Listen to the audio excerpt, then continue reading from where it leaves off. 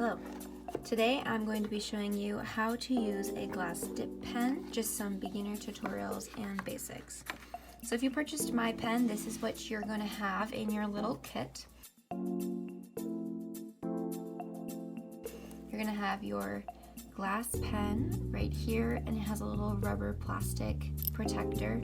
I usually just twist this off and then I get rid of it. I don't keep it. It depends on how careful you think you can be with your pen. And you can keep your pen in here for safekeeping. Keep it nice and safe so it doesn't break. This is a pen rest that comes with it for when you're drawing. You put the pen rest on your table and the pen sits on it just like that. It keeps you from getting ink on your table, and it keeps your work area clean, and it helps prevent you from breaking the tip. Lastly, you're going to have a bottle of ink. This is just a generic bottle, and I filled it with Handy Art Black Velvet Waterproof India ink. It's a good basic beginner ink, and once you're done with this, we can discuss other ink options for when you're ready to buy some more, but this will really help you get a good hold on the medium, and it's a good quality ink that I like to use. This is just going to have a little rubber stopper in it right there so that the ink doesn't spill. You can pull this out. Be very careful because you don't want to spill the ink everywhere. It's kind of messy and it's kind of in there tight, so just be careful. I kind of slowly twist it out just like that. And also with this, I usually toss the rubber stopper. I don't keep it. I usually just throw it away. But if you're worried about making messes or you plan to travel with it, you can definitely keep it. There you go. That's everything that comes in the little kit. And now you're all set to watch some of my tutorials on beginner basics of how to use a glass dip pen.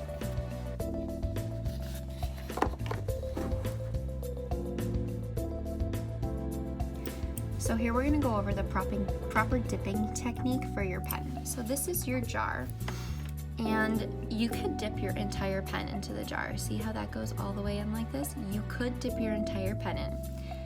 What's going to happen is you're either going to crack the tip of your pen, you're going to damage it, or you're going to have ink all the way up to here, and you don't need ink all the way up to here. The furthest you need ink is to the middle point. Once you get really good at drawing, then you can fill it all the way to the top. But when you're still learning, if you fill it all the way to the top with ink, you're going to end up wasting a lot of ink because it's going to dry out before you use it. So only dip it about halfway. So we're just going to take it and dip it just that far, no further. There we go. Sometimes you'll have a little bubble at the end. Just kind of shake it off if it's there. If not, there you are, you're good to go. That's what it should look like. Now you're ready to draw. So we're gonna start by how to hold the pen. You can hold it however you hold a pen normally. Just remember that it's a bit delicate. So this is how I hold a pen. We're just gonna go and draw a line, kind of get used to the feel of the pen. And then we're going to draw a squiggly line, get used to the feel of the pen. Now what I want you to do is to try and hold the pen straight up and down and see how that feels. And notice that it doesn't draw. You're not out of ink, you're just holding it wrong. If you go back to this really slanted angle, all of a sudden you can draw again just like that. You can also hold it like this, very loosely, and do some wide swoops. I like to do this when I'm shading in areas. It's kind of fun to go fast, like that. And like there, I was holding it like this, very delicately, and like this, very delicately. When I'm writing, I'll write my name. I hold it like a regular pen, and write my name. You can write in manuscript. And just remember, if it's not writing, you might be holding it wrong.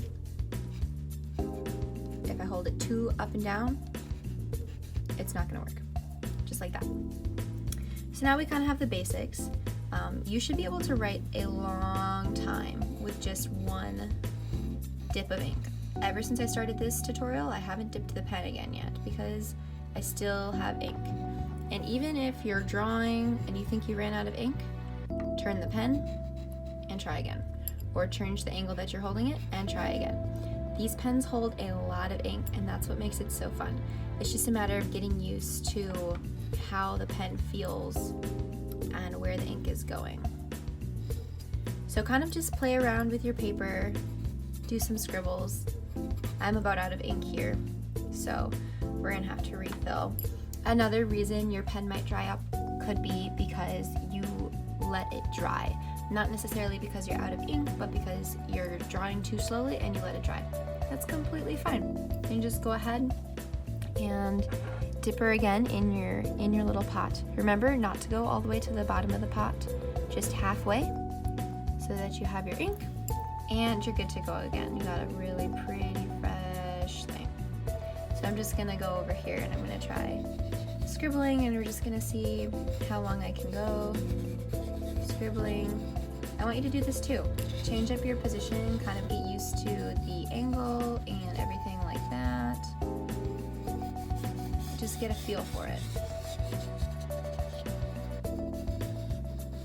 You could scribble something if you want, or you could just scribble nonsense. We're really just getting a feel for how the pen works and how long it will hold ink and everything like that. If you're worried about ripping your paper, I would recommend getting a watercolor paper or mixed media paper sketchbook. I like watercolor paper, but mixed media works really well too with this. Alright, so my pen's about out of ink here. There we go. So yeah, that's that. Next we're going to go through a little bit of basics with adding some paint to it. I use watercolor paint, but you could put down marker or whatever you want underneath it. So say we want to draw a heart. Okay, I'm painting a heart here, just like this. Now, you're not going to have the same effect if you're using marker.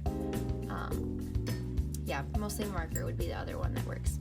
But since this is watercolor and it's wet, if I try to draw on it right away, you see how the ink spreads in that water.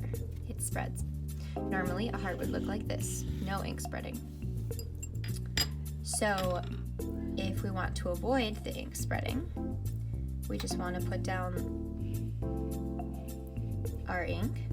I like to pat it dry with a paper towel so that it's still sort of wet, but not super dry. So I pat it down. You see that there's a little bit of ink spreading. It's kind of a fuzzy line. It's not as crisp of a line. I like the way that looks. If you don't, that's okay. Then when you put down your paint, right here, you just want to wait for it. You can either wait for it to completely dry, or you can dry it off yourself and then continue to wait for it to dry. Kind of whatever effect you're looking to go for. So we're gonna let this one dry and we're gonna go over a couple more tips here. So we're just gonna do an example with some straight lines. So here we have a straight line that's regularly wet. Here we have a straight line that's mostly water, okay? We're gonna do one more straight line, but this one we're gonna kind of pat dry so you can see the difference.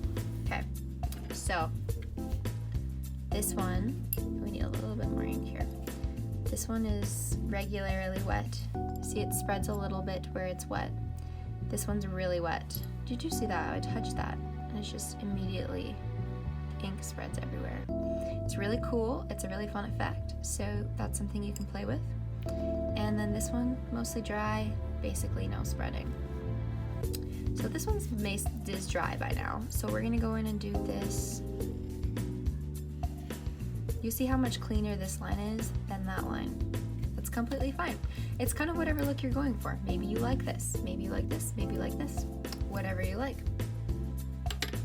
So now what I want you to do is just kind of play around, make some wet spots on your paper. This doesn't have any color, it's just a wet spot. And just play with it. See what it looks like. Have fun. Learn how the ink spreads in the water. Just see what's going on. Have some fun with it. Do some practicing. Write a little note to yourself. Draw something fun. Write your name. Practice your signature. Just kind of get used to the medium, and we'll go from there. I'm gonna have a whole series of tutorial videos coming out soon, or they might be out by now by the time you're watching this. So just keep coming back to my YouTube channel, checking out for more tips and tutorials, and create something beautiful. Remember that nothing in life is perfect, and picking up a new art, learning the glass tip pen, it's new to you. You can't expect yourself to be phenomenal right when you start. It's gonna take practice, but your practice should be fun. This is fun. I had so much fun doing all of this. I made nothing, but at the same time, I made something. And I think that that's just super beautiful. So thanks for buying a glass tip pen, and have some fun with it. There's a couple different ways to clean your pen. The first one is going to be to use a pen cleaner. This is just Speedball pen cleaner. You can get it at Michael's, on Amazon, your local craft store, wherever. And it's basically just a little solution, and you just take your pen, put your pen in it, let it sit for 15 minutes, just like this. And then after 15 minutes, when you pull it out, you rinse it under cold water, and it's clean. A cheaper alternative is going to be to use glass cleaner. So this I buy, you can just pick it up at your local grocery store. I got this at Walmart. It's glass cleaner, and you're just gonna put enough in your jar to cover the part of your pen with ink on it. So if your pen's super messy and has a lot of ink, like if the ink goes all the way up the pen, fill it full. And you're gonna take your pen covered in dried ink and put it in this jar. You can already see the ink kind of starting to come off of this. Look at that, that's so pretty. Look at that, it's already almost clean. The more that the ink is dried onto the pen, the longer you want to let it sit. I usually let them sit about 15 minutes. 15 minutes ought to do the trick no matter how messy it is. Lastly, I just want to say thank you for watching.